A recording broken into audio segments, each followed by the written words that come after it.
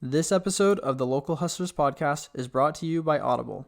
If you're listening to this podcast right now, then I'm going to assume that you would also enjoy listening to audiobooks. Whether you're interested in business, history, comedy, science fiction, or romance, Audible has thousands of titles for you to choose from. We want you to try out Audible for free, so if you head to our link, you'll get a 30-day free trial and a free book. So go to audibletrial.com/localhustlerspodcast to redeem your trial today. Again, that's Audible, AUDIBLE, trial.com/localhustlerspodcast. You're listening to the Local Hustlers Podcast, East Valley Locals. Get connected with small businesses near you and dive deep into their stories, mindset, and motives. Entrepreneurs everywhere. Get ready to be inspired by business owners, entrepreneurs, and hustlers that you can relate to and learn from. And now, your hosts, Dallin Huso and Ridge Waldberg. Hello, everybody. Welcome to another episode of the Local Hustlers Podcast. This week, we're super excited to be here with Rebekah Goldman of Taking the Wheel Consulting. How's it going, Rebekah? Great. Thanks for having me. I'm really excited to be here. Yeah. No, we're excited to have you too. Let's take a couple minutes before we go into your business. Give us a little bit of a background on your life. Sure. So I'm originally from Michigan. I moved out to Arizona about 13 years ago, basically for sunshine, and that was it. Yeah, you got plenty of it. Yeah, no job, no friends, just I was sick of being cold. But I've been in the food and beverage industry for 20 years and built my career in the industry, kind of starting from, a bakery clerk, and I eventually went to culinary school. I got my degree in pastry arts. And then just kind of worked my way around in bakeries and restaurants and catering companies and, pretty much did it all along the way. So always been surrounded by food in some way or another. Yeah. Right? Well, I started cooking at a really, really young age. I think I was like 8 or 9. And I just started cooking for my family, kind of out of necessity. My dad worked a lot. He always had like 3 jobs. And so I took on that role, and then I realized I'm kind of good at this, Yeah. I was going to ask where the passion came from. So it kind of came naturally out of a necessity, something you were doing all the time. Yeah. I mean, I had 2 brothers, and, it was just one of those things where we all had to kind of contribute. And so I started cooking, and then I, started just kind of messing around with tons of different recipes. And before I knew it, I think I was a sophomore in high school when I enrolled in culinary school. Yeah. I just knew this was it. Wow. Yep. I had like a full ride too. I could have gone anywhere, become a doctor. Sometimes I think about that. I'm like, maybe I should have done that. But I knew really young that this is what I wanted to do. Okay. So. Well, talk to us about culinary school. I didn't know that that's something that you could start in so young. Well, no, I enrolled when I was a sophomore, but okay. I still finished high school. Gotcha. And then went on. Okay. Yep. But you can enroll super early then. Yeah.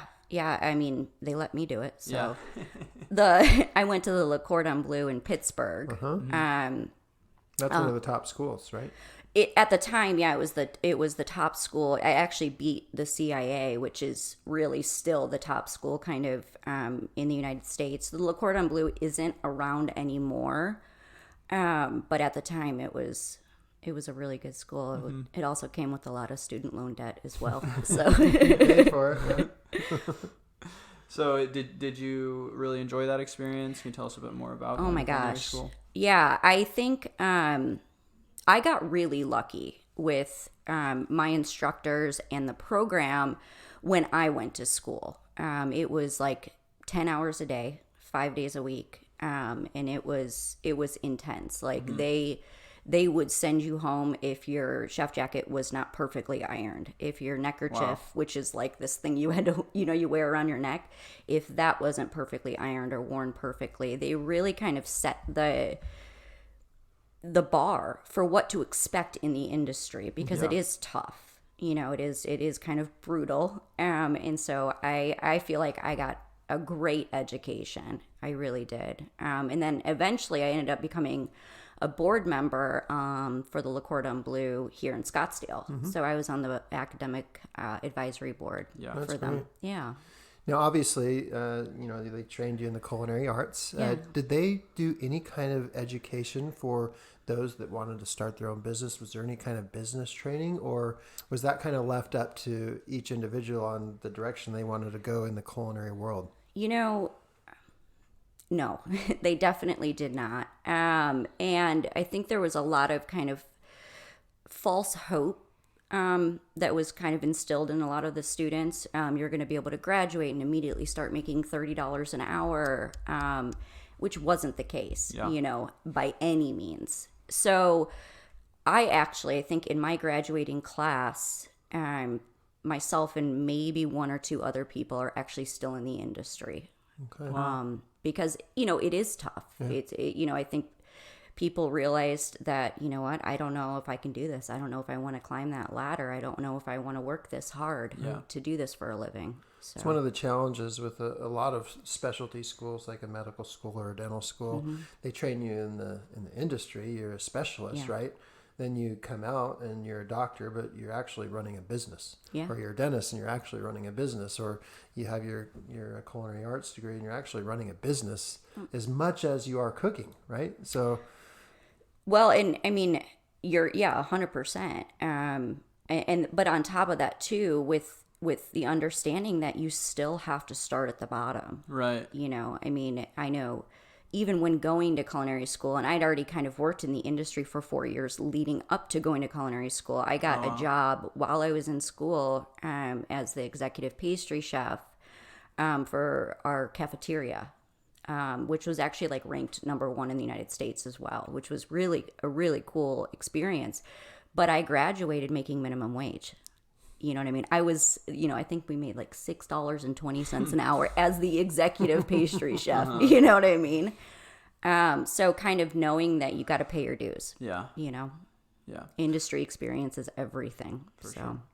So, like, when you graduate college, there's certain degrees that you need to get certain jobs. So, in the culinary world, are there, like, requirements to have graduated from culinary school to have certain positions? Or is it more of just, like, an experience thing and it's recommended? I think back then, I say back then, like, it was a long, it was 15 years ago. Yeah. It didn't hurt me to have my degree, but it certainly didn't. It wasn't the deciding factor on if I was going to be able to get the job. Mm-hmm. The industry really kind of looks at people like how much experience do you have in the industry, and how much drive do you have to do this. Yeah. And if you happen to have a culinary degree on top of it, great. It's gravy. Yeah. Did you ever want to like start up your own restaurant or something like that, or were you just planning on working for someone?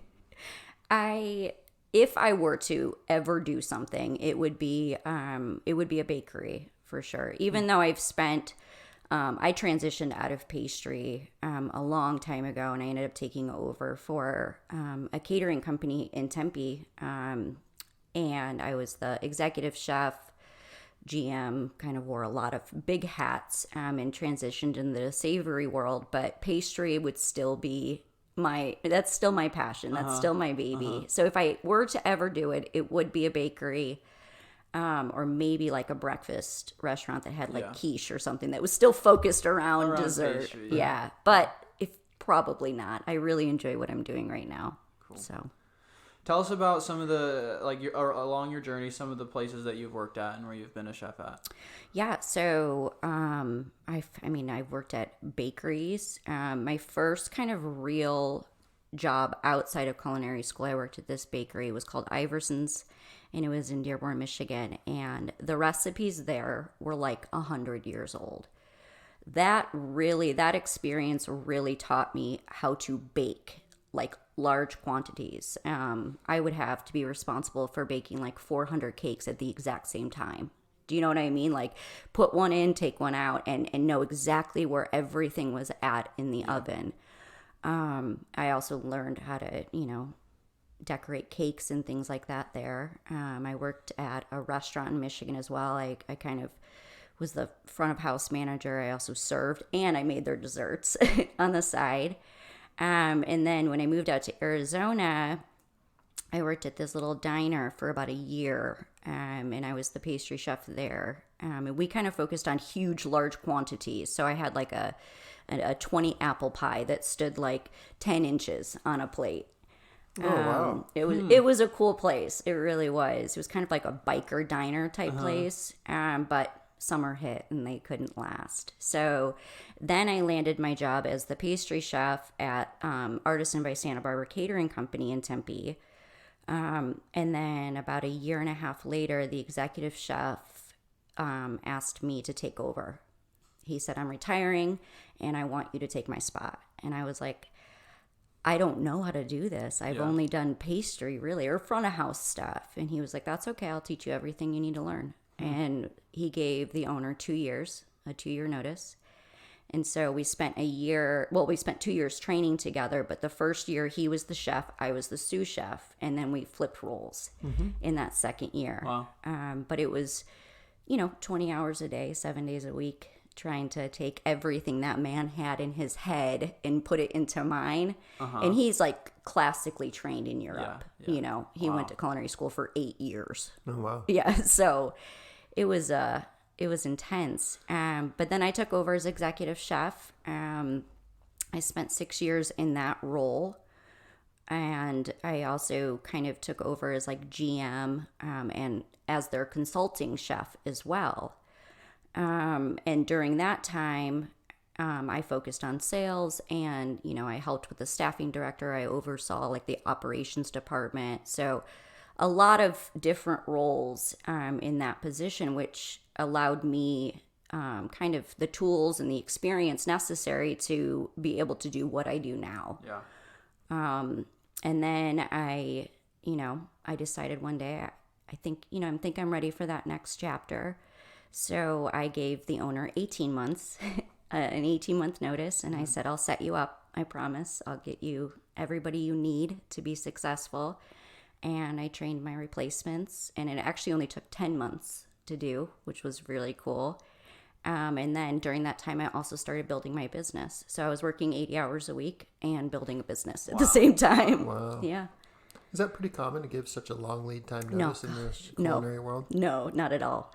It's just a respectful thing to do. It was, I'm so grateful for that experience, and I had so much respect for the owner, Pat, and that business, and I worked with these people every single day. They were family, and to walk away and not know that they were going to be okay was just never an option for me. Yeah. So that was my choice. Plus, the previous chef had also done that, and I saw how well it worked. So, yeah, That's cool. I think that also gives some good insight, for the entrepreneurs listening on the business owner side, because like one of the scariest things about having employees is the thought of them just like quitting without any notice and leaving your business to chance. And so like how like that aspect that you said it was like family basically, and you couldn't like live with yourself of just letting them go and basically screwing them over. So just as an employer, treating your employees the right way and showing them that you care, I think will really, have a lot of say into how they handle, because everyone's going to eventually move on and leave usually. Sure, and so, however they handle that, I think a lot of that comes down to how you treat them. absolutely. And I think too, it was really important for me to set the example for them, for my teams. Every single person in that company looked up to me. Mm-hmm. And so by setting that example and letting them know, like, this is what we're doing is special. What we're doing is really important. We're catering, weddings. That's the most important day in somebody's life. And it's important to have like that emotional attachment to what you do. Passion, drive, purpose. Yeah, so totally. Well, talk to us about, you mentioned you were training and you were also starting this new business. So where did this consulting business come from? You're in the culinary world, one would expect that you're just going to, either start your own restaurant or just continue to be a chef. So how did you kind of get into the consulting world? I've always been attracted to people. I love food, don't get me wrong, but that's not what has ever gotten me up in the morning. It was always my teams. It was always the people I was surrounded by. I really enjoy being in leadership roles and teaching people how to be leaders and teaching people how to build teams. Yeah. But I noticed something kind of, along the way, that this industry has this kind of ability to take over our lives. It has this ability to create massive amounts of burnout. And I, when I finally made my decision, I had just gotten married. And that year, 3 of my really good friends, they had failed marriages. And it was definitely a result of the industry. Here they were working so hard to provide for their family, and it ended up becoming that they had to sacrifice their family just to be able to support them. So it's kind of ironic. Right. And I said, I want to do something about it. I cannot sit back and watch this happen any longer. Like, these are my people. Right. I don't want to see them suffering like this. And I certainly know the solution. I had been able to build teams. At one point, I didn't even need to be in the kitchen ever. I always was, but I didn't need to, which was why I was allowed to, kind of dive into operations and sales and staffing and all of these other areas, because I knew how to build a well-oiled machine. And it afforded me days off. I took a 3-week honeymoon in Europe. I never checked in once. They were okay. And that's what I want to offer other people. I want to teach them the solutions and the tricks and what works, so that this industry doesn't continue to take over people's lives. Yeah. Because it takes so much passion to do what we do, so much purpose. And if burnout has come in and kind of taken over, you forget why you started doing it in the first place. Yeah. And then there's no drive to see the solution. I can't see it. It's tunnel vision, right? Yeah. There isn't a solution. It's just what it is, and then you throw in a pandemic and it makes it even worse, right? And so I just kind of said one day, I'm going to do something, and I don't know what it is. I thought about teaching. And then I just kind of started Googling around, consulting, coaching. What does that look like? Is this a business? Can you do it? I didn't even really know much about it. I actually hated the word consulting. I really hated it. And I still have a hard time with it sometimes, because I never wanted to be somebody who pointed at a problem and then turned around and walked away.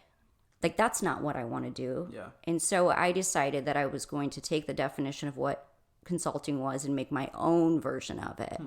So really what I do, 90% is consulting. Here's the list of issues, here's a list of problems or potential problems. Right. And then I spend did I say 90%? Yeah. Okay, I meant 10% is consulting. I'm sorry. 10% is consulting, and then I spend the next 90% coaching them through the solution. I'm very hands-on in what I do, and that actually results in, solutions, in achieving the goals. I want to help the industry, not pocket as much money as I possibly can. Yeah. So Before we go into that consulting thing, I want to go back to a few things you said about leading teams and leading people. Yeah. That people were your passion. It's the reason why you did what you did. In the beginning, you mentioned that your school created a high standard of excellence, probably nearing perfection, right?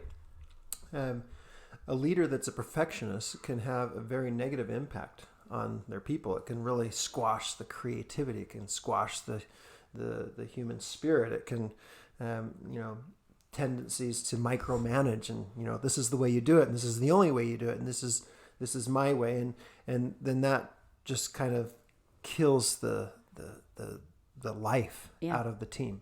So would love to hear you kind of talk about how you inspired excellence, how you inspired that the right way to do it without squashing the human spirit, and letting them still create and do things their way, as long as you delivered on an excellent result. Well, I think you start by saying things like, I need you to do it my way first. Once you've figured out and you've perfected and mastered my way, which I know is, I know works, I know it's proven, then I want to see your ideas come through. Now, part of being a leader and part of, how I've been able to be really successful in that role is that I've never been scared to say the hard. You have to say the hard. I have to say, I'm sorry, that's burnt. You have to throw that out and start over. And I know you just spent the last 2 days on it, but here's what we're going to do. I'm going to now show you how to do it. Okay. We're going to do this together. That's how you don't kill that, right? It's when you say throw it out, start over, and you walk away. Yeah. They obviously made a mistake because they just don't know. And I think that's where we forget. We forget along the way that they should just know it. They should just understand it. The truth is, if they did, they'd have your job. Yeah. And they don't, right? So when mistakes happen, you have to be honest about it, for sure. Say the hard that nobody wants to hear, but always provide the solution and then offer to be hands-on through that solution. That's really where you start to build teams and trust. Because trust is so important, especially when people are sacrificing so much in their life. They have to trust you just as much as you have to be able to trust them. Yeah. No, I love it. Like just not only pointing out what the mistake, but being able to build them up afterwards. I think it helps people know that you're doing it because you care and you're not just there to tear them down and point out all the bad things. Yeah. Well, and also, explaining to them why this is not acceptable. Yeah. Things like, that bride is paying $100 a person. Do you have $100, an extra $100? Okay, now times that by 50, 80, 100 people. They're spending a lot of money on this. And would you pay for that if you went out? Now, managing is all about really reading people as well. There's certain individuals like, one of my girls, she wants me to be very direct with her. That's garbage, throw it out, start over. She got it, chef, no problem, right?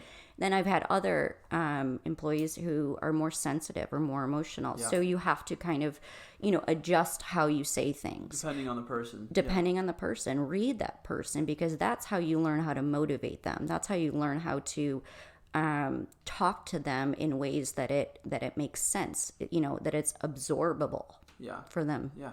No, that's good, because there isn't like a one size fits all. Like some people are more sensitive, like you said, and need more of, more pick me ups. And there's some people that just like they want it how it is. You can be more straightforward with them. How do you kind of like gauge a person and know how to interact with them?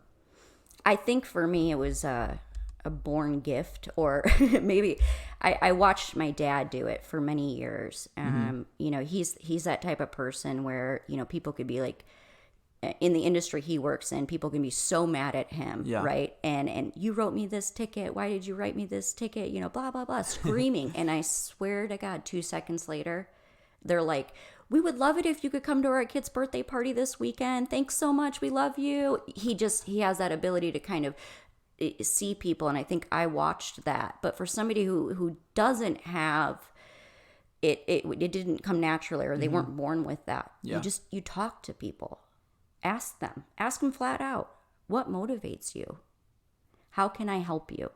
What are your goals? What is it about this that makes you excited? What kind of recipes do you want to learn?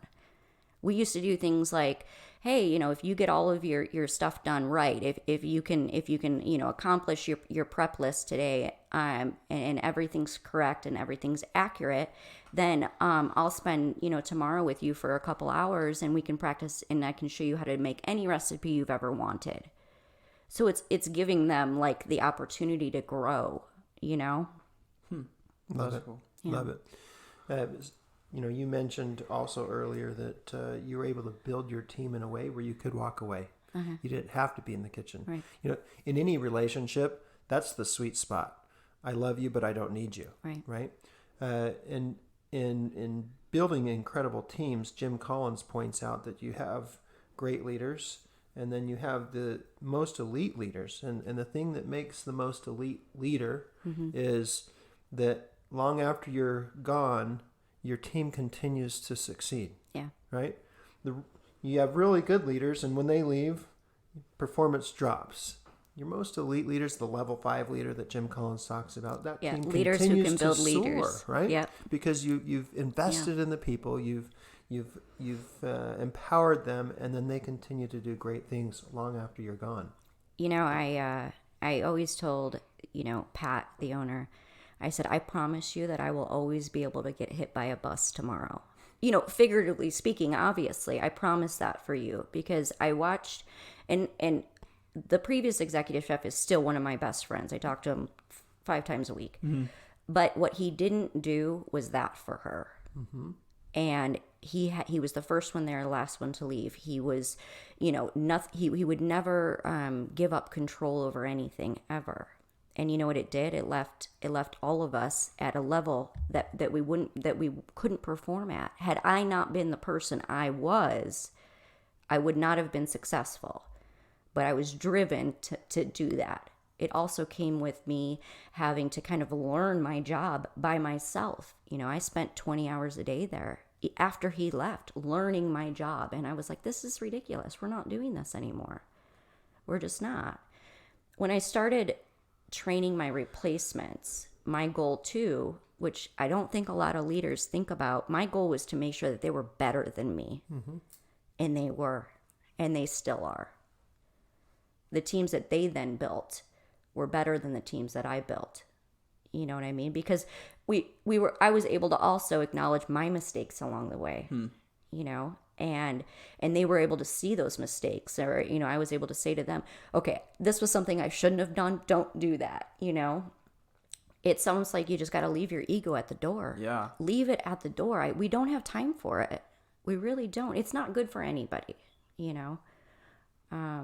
very proud of them. They're running their own businesses now, and what they're accomplishing is it's amazing. Yeah. So, yeah. I know. I think that takes a lot of humility to want them to be better than you, because I think there's a pride aspect that can want you to, as when you're in a leadership position, to want them to think like, everything that they have is because of me, and I'm still like the alpha dog. I'm still better than them, or even to want to think, like you mentioned earlier, like once I leave, like you guys will fall apart. I'm the reason that you guys are succeeding. Yeah. But to like you said, leave your ego and check it at the door, and want them to be better than you and to continue to succeed after you're gone. I think that's true leadership. You obviously learned all about cooking at culinary school, but where did you pick up all of this information on leadership? It was experience. Yeah. I'm not a reader. Really, I'm not. The only books I've ever read probably are, they come with directions and pictures on how to create the dish. It was all experience. But, it's funny is, launching a leadership revolution, and that level 5, leaders building leaders, that's probably, one of my absolute favorite books that I have actually read since I've started my consulting business. But honestly, it was one of those things that I always knew I was just really passionate about. And so I started trying to put to words what it is that I was doing that was working. And so like I've even created like a leader method that I'm teaching other people on how you can kind of break it down into steps. And I'd be happy to share it with you guys if you want. Yeah. So I've spelled it out so that it spells leader. And the first one is to learn. You need to learn your people. You need to learn your product, learn your message, learn what motivates. The next one is example. And it's really important to always be the example. You're not the exception to the rule.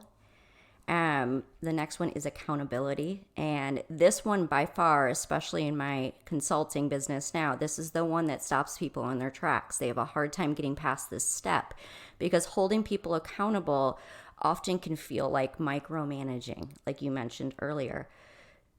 Micromanaging kind of has, I think people have an opinion of what it is, but they don't necessarily know what it is, so it could be, a lot of times I think it's hovering, right? But here's the thing. If you have somebody who's never had a job a day in their life, you need to hover. You need to stand next to them because they don't know better. So accountability, saying the hard, correcting, but being accountable for yourself as well. Yeah. Have I given them the tools to be successful? What could I have done better? Next one is D, and that is for direction, not to be confused with directions, which basically tells somebody how to do something. Direction tells somebody how to do something, but it also explains why. I need you to put this on the bottom shelf. Why? Because it contains raw eggs, and that's why it needs to go on the bottom shelf, right? There's an explanation that allows people to now think logically about a situation. And then you go into empower.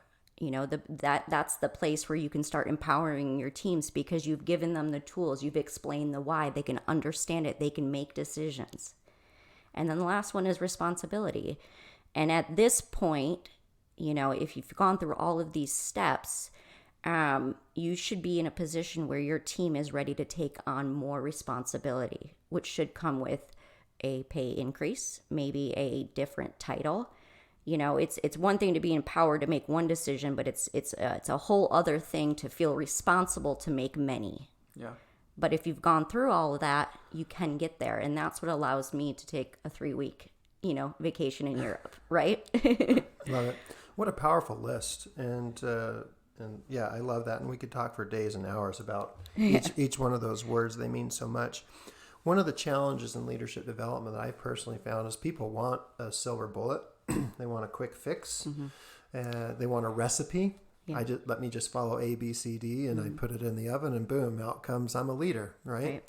And that's not how it is. There's so much. There's not a recipe, if you will. And the thing that I love about the words that you just shared is they are guiding principles, universal principles that can direct behavior, and there's an art to it as well, right? And each one of those words has, their meaning, but it also has the art to it. And I just love that list that you put together. Thank you. Do you spend more time cleaning your pool than you spend swimming in it? Then call Flamingo Pools today. Flamingo Pools is your go-to swimming pool maintenance and repair company in the East Valley. Whether it's weekly maintenance, repairs, green to cleans, or one-time cleanings, Flamingo Pools will take care of you. Honest, reliable, and innovative. Just a few of the many good things Flamingo Pools customers have to say about them. Ask them about their mineral treatment, which will keep your chemical levels down, allowing you to have a healthier bathing experience. At Flamingo Pools, they know that your pool was made to be enjoyed, so let them handle the rest. Check them out at azflamingopools.com or give them a call at 480-422-6013. Mention this podcast and you'll get your first month of maintenance completely free. That's azflamingopools.com and 480-422-6013. It sounds like these are things that really could apply to anyone, any sort of human or business owner, or no matter what you're doing in life. Like, you could really learn a lot from those principles and the things that you're teaching. So why have you chosen to really focus on like the food and beverage industry specifically? Well, it's funny that you say that.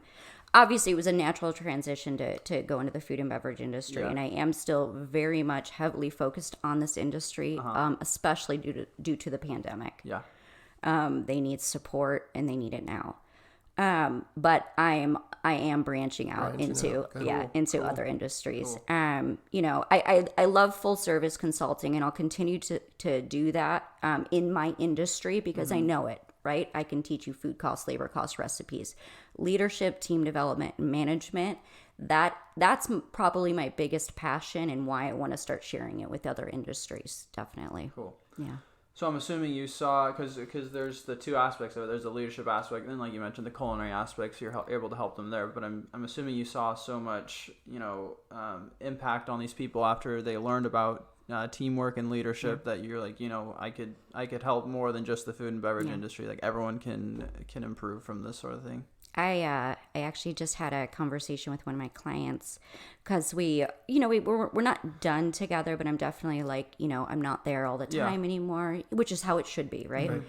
And I just asked him flat out, I said, if you could give me a few, pieces of feedback, what is it that you feel like I've done for you? And what is it that was different than maybe other consultants? Cause they have had other consultants.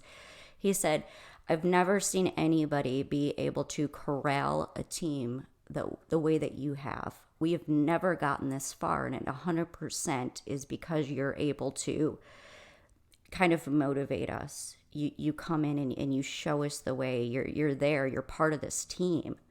He's like, you're the driver. And that was what kind of went, light bulb, got it. I knew it. But it's, do you branch out into other industries? Right, yeah. It can be kind of scary. But I also know I'm an expert at it. Right. And another friend of mine said, Rebekah, it's the same thing. It's just different inventory. Yeah. And I was like, oh, gosh, that should be a t-shirt. That's a great, yeah. It's the same thing, just different inventory. That's great.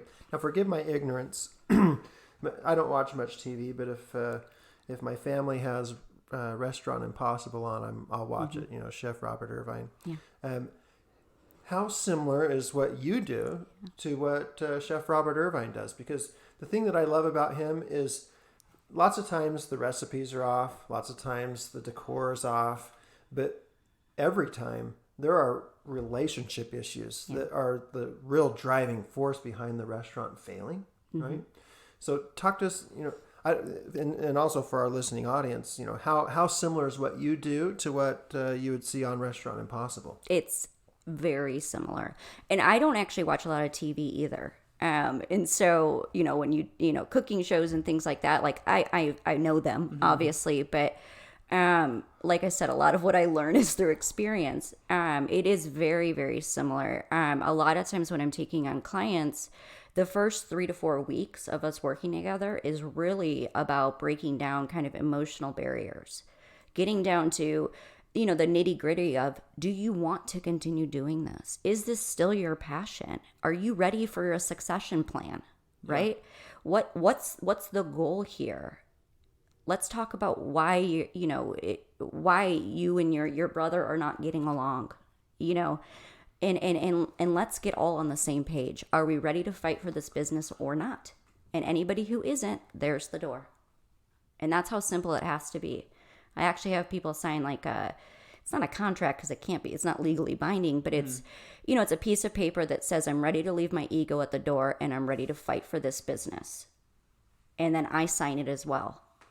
So that we're all on the same page there. It's a commitment. Oh yeah, it has to be a commitment, but it's very similar. We go in and we do, we look at the recipes. A lot of times I perform a health inspection pretty much right away because I believe that everything starts with soap. If you don't care about your facility and it shows by, lack of maintenance or procedures and sanitation, safety and sanitation procedures that are not in place, then we can't grow. We have to get the soap right first. Yeah.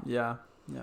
So are we going to see a camera crew following you around anytime soon? I mean, I'd be okay with it. It's so funny because I really was always a chef that before, I started my business that led from behind the scenes.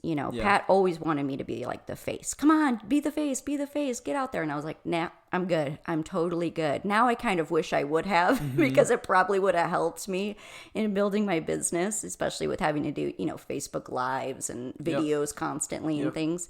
I'm a lot more comfortable now. So yeah, I mean, if the opportunity came, I'd be for it for sure. That's cool.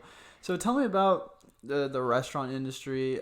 From the people that we've talked to on the podcast and just other people I've met, and like there's burnout in every industry, but it seems like in the restaurant industry, like you said, it can really take over your life, and that happens to so many people.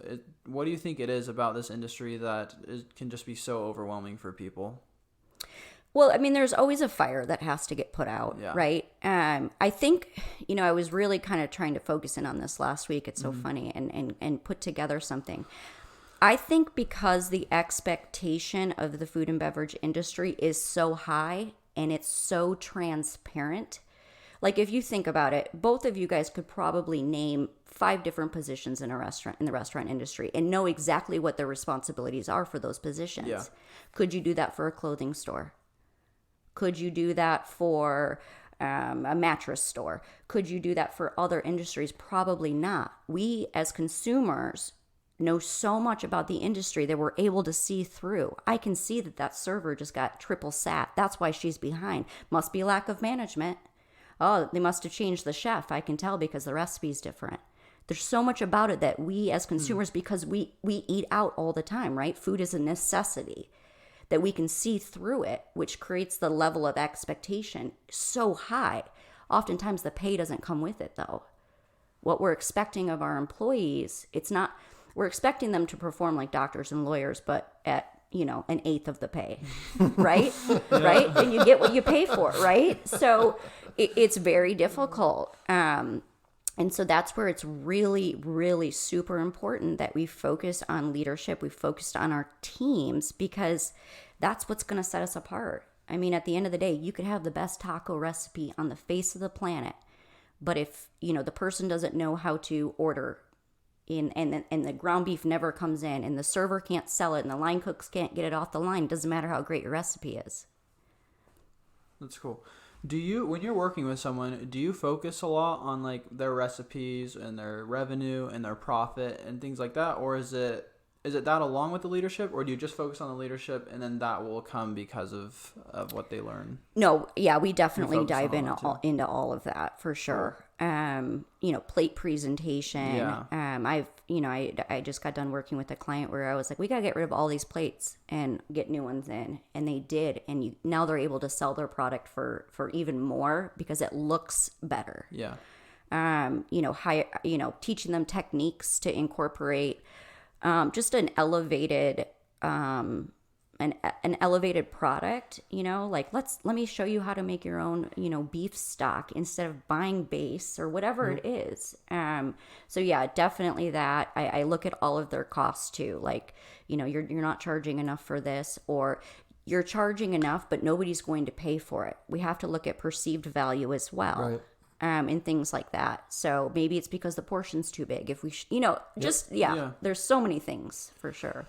So from my experience, and I love you bring up that, we're all experts because we all eat and we all go out to eat. And so there is a level of visibility that we do have into the food and beverage industry. So my own personal experience is I'm not going to go back to a restaurant if my experience there is negative. Yeah. Right. And so you mentioned that, we need to get rid of these plates. We need to improve the plating. We need to improve the recipe, etc. How do you get customers back? When they have provide a below average experience for a certain period of time, I imagine that most consumers are like me, that, okay, we'll go find another restaurant that has great food, that has great service. How do you get the customers back? How do you let people know that, hey, other than putting out a sign, new management or whatever, but hey, we've got a new experience to provide you? Marketing. Yeah. I mean, if there's, two areas that, any business right now should not be giving up due to finances, I mean, marketing's at the top of that list. People are not going to know about you if you don't let them know about you. Right. So I definitely, spend a lot of time looking at their social media presence. Are they prepared to, go on to lives? Do they, are they offering deals and specials to kind of bring people back? Like, hey, we'd love it if you came back, give us a try again. If they have an email marketing list, that's a great way to kind of get the information out as well. Although people are, we know about email marketing lists now, right?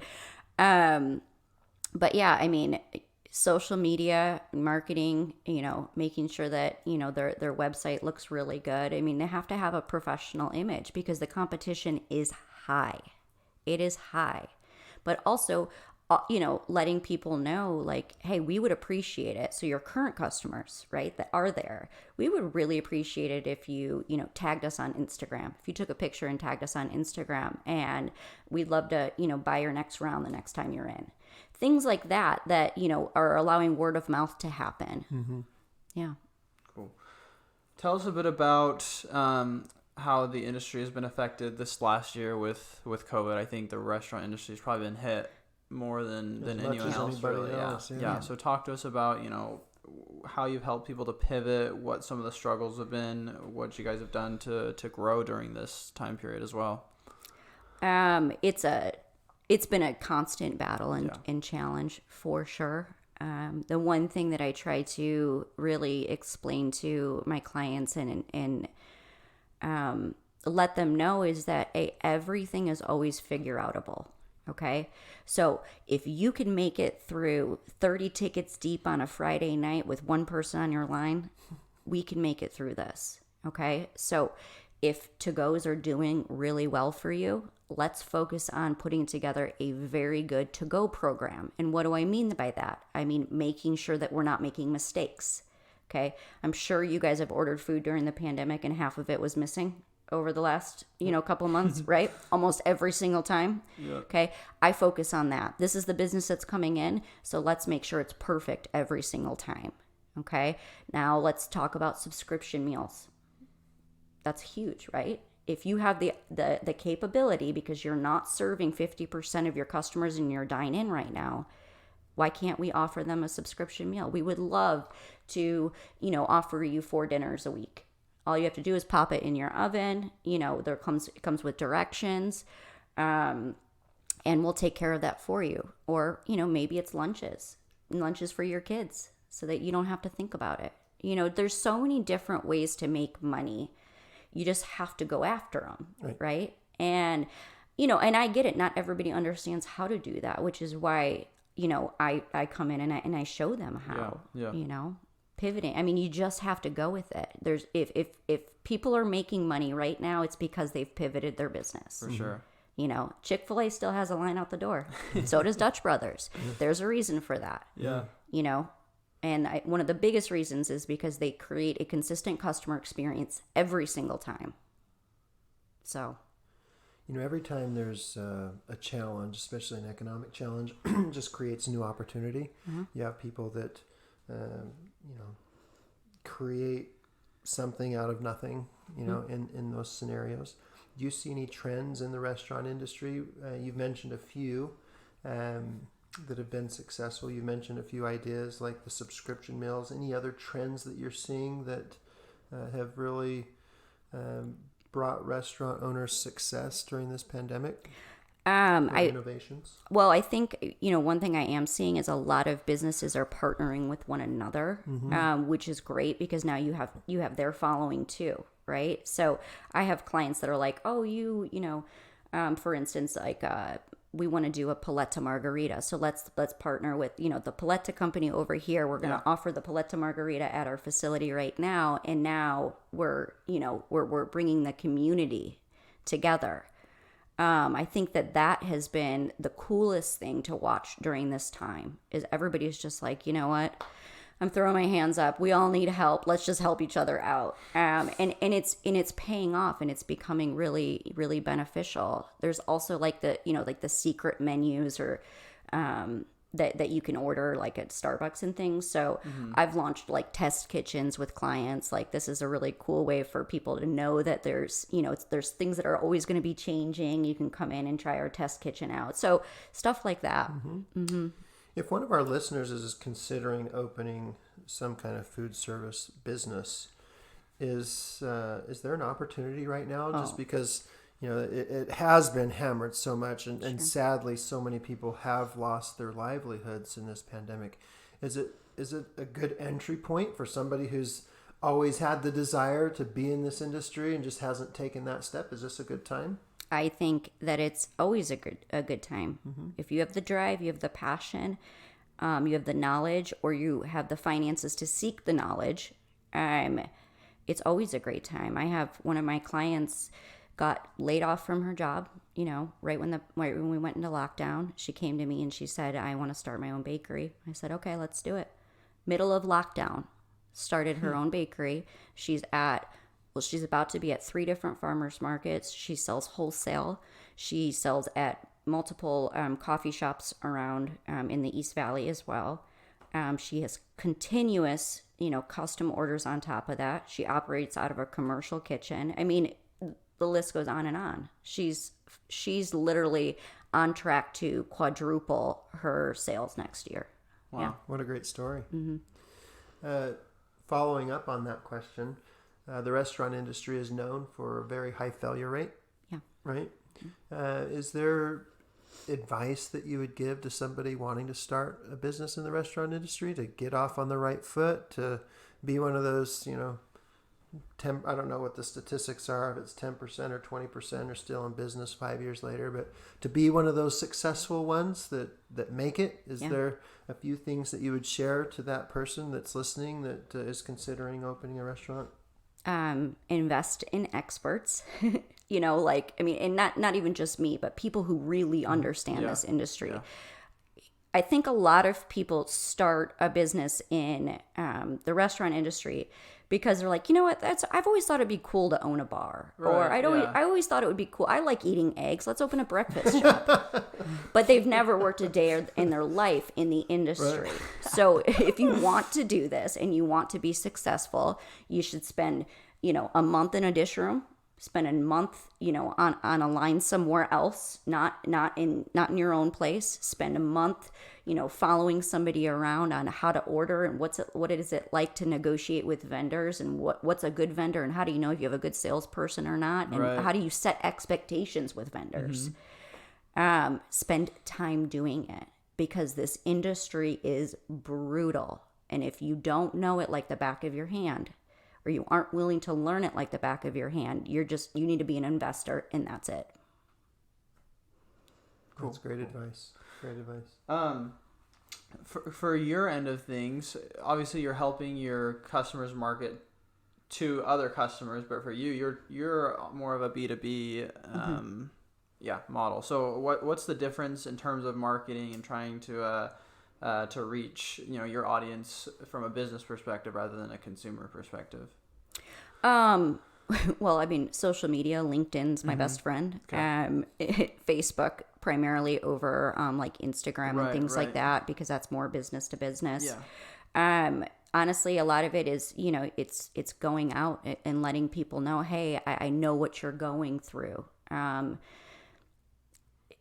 You have to be able to formulate a connection with people to do what I do, because it's so personal. It is so personal. Blood, sweat, and tears went into this. And if you can't look them in the eye and say, I have your back, I understand what you're going through, I'm going to walk this walk with you, you're never going to get in. So for me, it's really focusing on creating relationships, letting them know that I'm there for them, offering free resources. I have tons of free resources on my website and downloadables and things like that. I have a course that I'm launching that's, coming in. It's 4 weeks long, where I'm going to be able to do group coaching sessions twice a week, live on top of video trainings. Excellent. And, I have it priced at $255.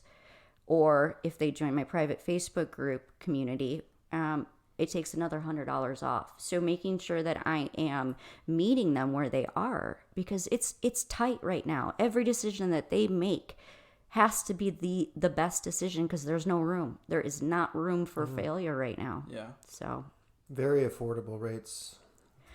Yeah, I mean, and that's, I wanted to be a solution, and I wanted to be able to, kind of provide something of value to people who are literally just trying to get to the top of the water. They're drowning, right? Yeah. Give them a little breath. Yeah. How do you make sure to come off as genuine? Because anyone that started a business has just been flooded with people messaging or calling or emailing them, hey, like, we can help your business grow, pay us this, and we'll do this and this for your business. How do you make sure to come off not as, you're a new business, I want your money, but I'm genuinely here to help you and I want to see you grow? I think for me, I just am a genuine person. And so that's something that I think people pick up on pretty instantly with me. I'm not talking about money. I'm not talking about boundaries. I'm not nickel and diming them. Yeah. You know what I mean? There's not, you want to call me at 6 p.m. because you're screwed and you're trying to figure out what to do. Call me. I'm going to answer the phone. I'm not going to charge you at, like a lawyer at, a tenth of an hour percent, whatever it is, you know what I mean? I think, and there's nothing wrong with that. You know what I mean? There has to be a place for that, and boundaries are important too. But, I think, people, when, they meet me and they just know they can hear the passion kind of, permeating off of my body. And I just let them know that. I make sure to show them my vulnerable side too, that I've been where they are. I know what it's like. When I got married, I didn't want to be one of those people who had failed marriages, and I wasn't going to be, Is your goal to continue to provide content and keep people as lifetime customers, or is it more of, I'm going to work with you for this amount of time and then you're going to be successful after that to go off on your own? I hope that I don't have lifetime customers, because if I do, I'm not doing my job. Not doing your job. Yeah. No, my goal is always to, let them fly. Yeah. And like I said, like I have a client right now that I'm staying on for like a couple hours a week. And that's only really because we're continuing to come up with new specials and, new, even more elevated recipes. So I'm kind of taking them a little bit at a time and showing them, okay, so we got here. Yeah. Let me get you to here. Yeah. It's not all the time anymore. They can fly. They have all the tools. They don't need me, in there all the time telling them what to do and bossing them around anymore, No, the goal is always to, just like I said, I want you to be better than me, right? My goal is to make sure that my girls who replaced me, were better than me and could fly without me, and they were. So, yeah. Awesome. You ever had an experience where you were in a restaurant and, just as a customer, and you just noticed things that were off, and you asked to speak to the owner or the chef, and they were willing to do that? And is there a story that you might share with us on that? I feel like I've done that so many times. So it's hard for you to enjoy a restaurant experience then? I'm always watching. And you know what? Us in this industry, that's probably, if you ask anybody, they're always like, okay, that bus stop needs to go to the back. Are they down a dishwasher? You think about these things, right? I've actually been in situations where I was out at a bar and it was for like a football Thursday night or something, and I'm not a sports person, so I didn't care. And I'm looking around and this poor server is swamped, right? You can tell that probably 2 people called off that night. She's got an entire patio to herself, and she can't bus any of these tables. And so I got up and just started busing all the tables for her, and I just said, listen, I can take the orders. I don't know your POS system. I can take the orders. I'll write them down. I'll hand them to you, and all you have to do is put them in, okay? And I'll deliver them for you. Let's get you out of the weeds here. And she just looked at me. She's like, okay. And it was really cool because the owner was like, why did you do that? And I was like, because I know what it's like. I've been there. You know what I mean? And you guys you gotta, you needed help. So if I do, I try not to hit people when they're down, too. It's not like I'm always like, can I speak to a manager? I want to talk to you about this right now. They're in the weeds. That's why they're messing up. So if I do reach out, it's genuinely later on, but I'll always kind of offer to help if I feel like I could, That's So I think that story really shows your mindset and your ability to make a difference through, you mentioned genuine, people can feel it off you. I love that story. Thanks. I love that story that you just got up and just started helping that server. That service, that's leadership. That's making a difference. And that's inspiring. Well, thank you. That's inspiring. Thank you for sharing that. Well, I don't want to close up without just giving our listeners just a bit more of an insight of what they could expect if they were to take you on as a consultant, because like you said, you're going to branch out into other industries too, right? Mm-hmm. So I don't know, maybe for someone in the food and beverage industry or with any business, like what's kind of like the timeline when you sign up? Is there like an initial audit, and then you mentioned a Facebook group? Like what all do they get from hiring you on as a consultant? Yeah, so I mean, just like any other consultant, I would go in and kind of do an initial assessment. Yeah. It also just comes down to where are they at? What can they afford? I've worked with clients where I'm like, let's just put this together in pieces as it comes, so we can tackle just this one area. You just need new job descriptions, SOPs. I can help you with that. And then when things get a little bit easier, then I can come back and work one-on-one. I have clients that I do just projects with. That's all they want. That's all they need. Look at my menu. Tell me if it sounds good. Got it. No problem. And then I have clients where I'm in there 40 hours a week. That's my big baby for the next 6 months. So it really just kind of depends on where they're at and what my recommendations are, and how freed up they are to be able to implement these things. Because like I said, I'm really only looking for solutions, which means they have to be in a position to be able to implement them. So yeah, that's kind of the basis of how it gets started. I also do like leadership talks in my private Facebook group. Well, I'll bring on like industry experts and things like that. So it's a place for people to kind of get information. My YouTube channel has tons of different videos and things like that for them to listen into. A lot of it's more personal. It's not going to be like your top 5 lists of this or that. It's really me, kind of sharing experiences and stories, much like we're doing right now.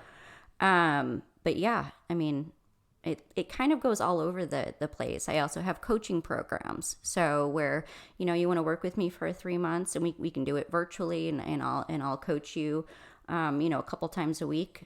And here's kind of a program outline of what to expect during the next 3 months together. So, yeah. So it can be really customizable depending on the person, the business, kind of what their needs are at the time. And their finances, too. Yeah, like you said, I really do understand where people are at right now. So. Yeah.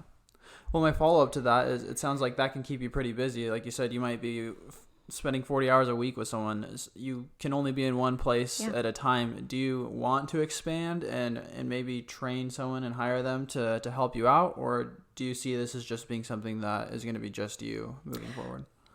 Oh, yeah, I'll definitely expand, but I also do that now as well. Okay. So if I'm involved in a big project or I feel like I need help with a big project, I'll bring on other consultants Cool. that work for me. Like even my previous executive chef that trained me, he's done projects with me. Awesome. Where I'll just say, you tackle the back, I'll tackle the front. Kind of deal, because he will not go out into the front. He's made that very clear. And then also I have obviously, just tons of people in the industry that I've worked with over the years that are always kind of, willing to come on and skilled and trained to be able to do so. So, yeah. Awesome. Well, that's really cool. We're coming up on our hour here. I've got so much that we could continue to talk about, especially just when it comes to leadership, and it sounds like you have so much knowledge and experience with that. So first off, thanks for everything you've shared there. If you had one more, piece of advice that you would give to our listeners, maybe particularly about, the leadership and teamwork and service aspect of what you teach, what would you leave us with today? Well, my kind of tagline for my business is true success lies in the success of your team. So knowing that, keeping that at the forefront of your mind, every person we employ has the ability to affect our bottom line. Every single person. So now let's say the phrase again, true success lies in the success of our team, right? That's by far the biggest thing that I can really kind of leave people with. Like, if you don't have the right people doing the right job for you, it's time to make a change, because you have to be ready to fight if you're going to make it through this pandemic. So love it. That's great advice. Okay, well, Rebekah, before we close up here, we have a little game we're going to play with you. Okay. So how it works is we've got a list of 20 questions, and we're just going to ask you back and forth rapid fire, and you have a minute to see how many of those questions you can answer. Oh, Lord. Okay. So we'll pull up the clock here. You're going to start us off in 3, 2, 1. Your dream vacation. Spain. First thing you'd buy if you won $1 million. An RV. Your favorite hobby. Sitting on my patio. If there was an Olympic competition for everyday activities, what activity would you have a good chance at winning a medal in? Swimming. A song you've been jamming to lately. Anything Michael Jackson. If you lived to be 100, would you rather have the mind or the body of your prime self? Mind. Your favorite holiday. Christmas. Favorite ice cream flavor? Mint chocolate chip. Favorite fictional character. Bambi. Favorite smell? Roses. What's your nickname? Bert. Pet peeve? Liars. Your favorite restaurant. Bangkok 96. If you could switch places with someone for a day, who would it be? My dad. If you had to eat one food for the rest of your life, what would it be? Hummus. Most ridiculous fact you know? I don't know any. Nothing? Nothing. Let me see. Ridiculous fact. Oh, a basking shark can open their mouth 3 feet wide. Did you know Really? that? Mm-hmm. Wow. Nice. Well, the favorite restaurant, from an executive chef and a consultant like yourself, I mean, that's probably saying a lot for that restaurant. Right? It's a Thai restaurant in Michigan. It's a. I was little- going to say, it's a where is hole- it so I can go get Yeah, some Thai no, food it's a tonight, hole in but, the wall. So Okay. I gotta go to Dearborn, huh? Yep, you have to go to Dearborn. Sorry. No, All it's right, what a. about in Arizona? What's your favorite restaurant here in the Valley, East Valley? Oh, well, just because I'm plugging Serrano's Mexican restaurants. All right, well, we'll go check it out. Yeah, like we said, Rebekah, thanks again for everything you've shared with us. Definitely learned a lot, and I think it's going to be a great one for our audience to listen to over and over and learn a couple things about business and leadership. So really appreciate you coming on and sharing your advice with us. Thank you. Why don't you let our listeners know where they can find you online? Okay. They can go to my website, takingthewheelconsulting.com. I have YouTube. I have a podcast, Taking the Wheel. They can go to, Facebook, Instagram, LinkedIn, all Taking the Wheel Consulting. So I'm all over. Awesome. And then there's a free special offer if you go to the website, right? Can you share that? If they go to my website, they can book a free consultation with me. We can kind of dive into some of the issues they might be experiencing, or if they just need to vent for 50 minutes, I'm good for that too. So. Awesome. Love it. Well, yeah, I really hope everyone takes advantage of that. I think you could learn a lot just from that short period of time. Thanks again. We really appreciate you having on. Thank you. It's been great. I appreciate it. Cool. All right. Well, have a good rest of your day, and we'll catch you next week. You too. Hey guys, thanks for listening. Just a few things before we go. First off, just want to say a big thanks to our sponsor over at Shine Mobile Details. They're a locally owned auto detailing company that offers everything from interior details to ceramic coatings. Their mobile unit can come right to you, or you can go to their shop. Check them out on Yelp, Facebook, and Instagram at Shine Mobile Details, or call or text them at 480-529-3843 for a consultation or to book. Also, if you enjoyed the show, please take a few seconds to rate and review and hit that subscribe button. It lets us know how we're doing and helps us grow so we can reach more locals, entrepreneurs, and help small businesses grow. Thanks, guys.